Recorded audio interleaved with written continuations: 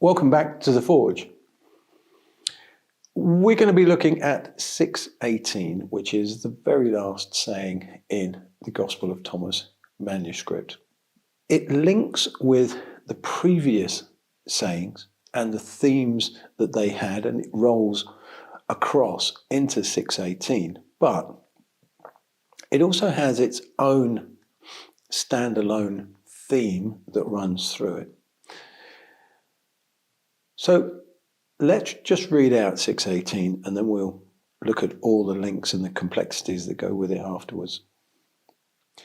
6:18, Simon Peter said to them, "Let Mary leave us, for women are not worthy of this life."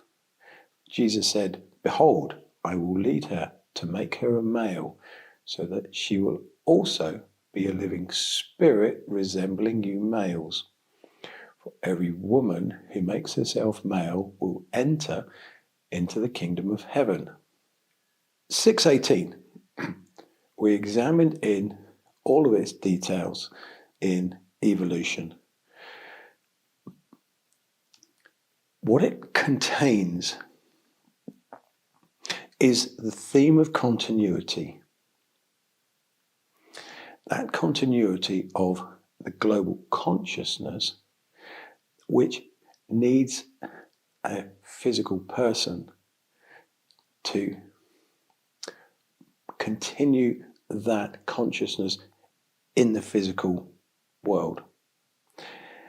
How that is happening here is Jesus says, "Behold, I will lead her to make her male, so that she becomes a living spirit."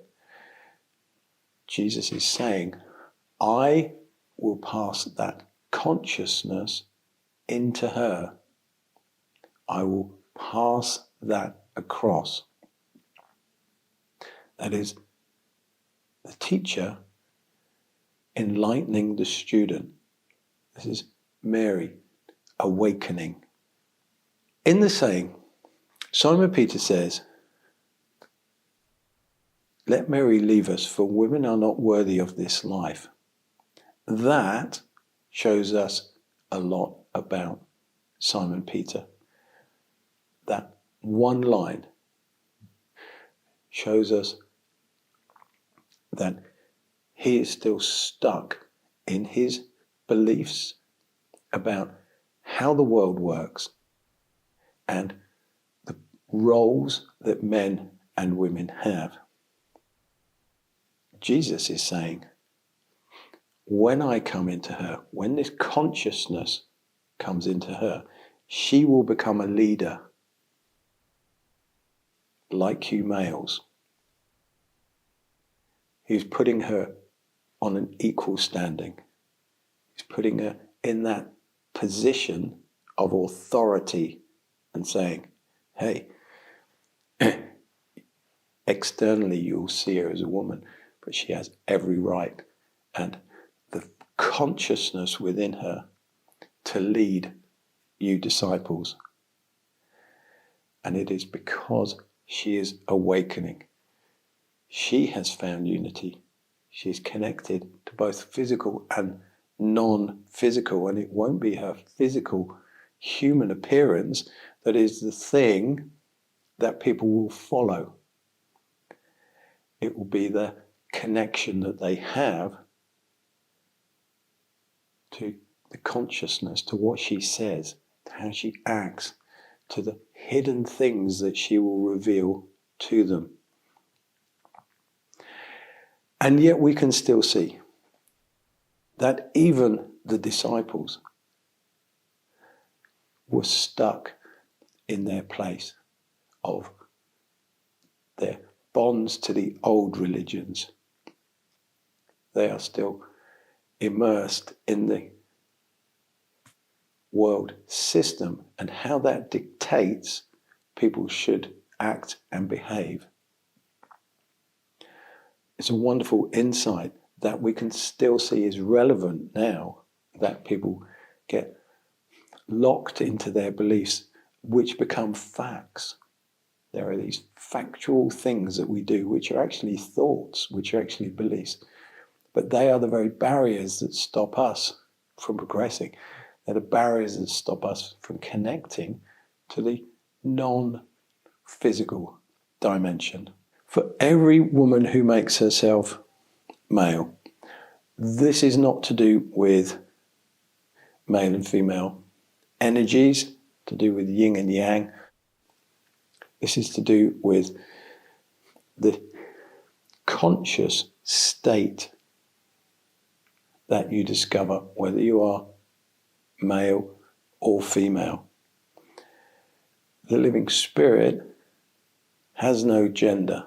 When you connect to that, you discover that you are simply a consciousness, and that is only the physical body and its functions and its appearance that dictate how behavior happens on the physical level, in the physical world, and those roles that have been given to us generationally.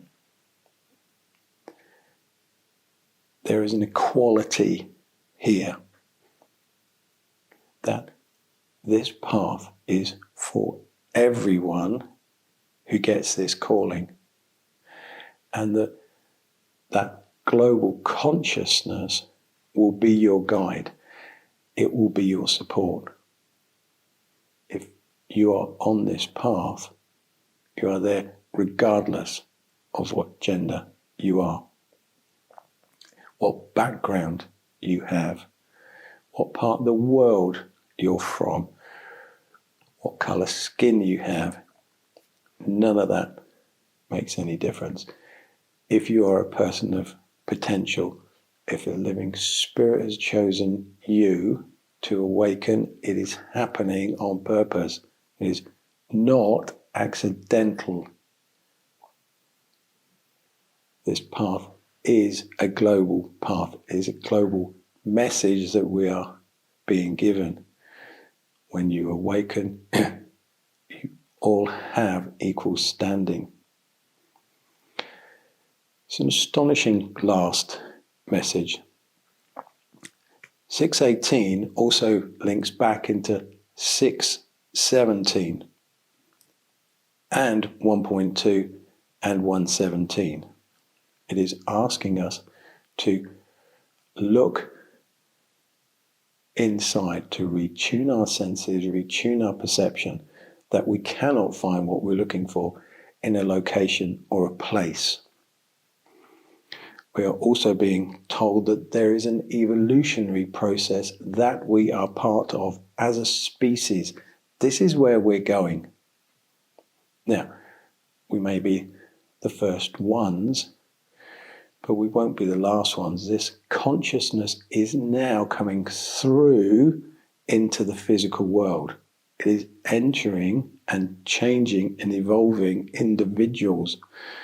Those individuals will change others, perhaps in a decade or 100 years or 1,000 years.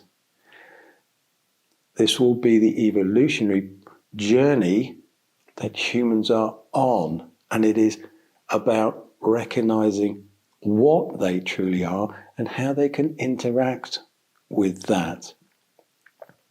What can we do with this physical world when we know where we are from, and that we have this connection to the living consciousness through the spirit, which is giving us life, which is animating us.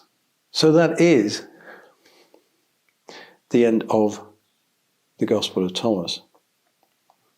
We will do a short review in a moment of these themes, but essentially you now have everything that is being presented to you. You have very worldly observations. You have insights into the system that you were born into, which created and controls you.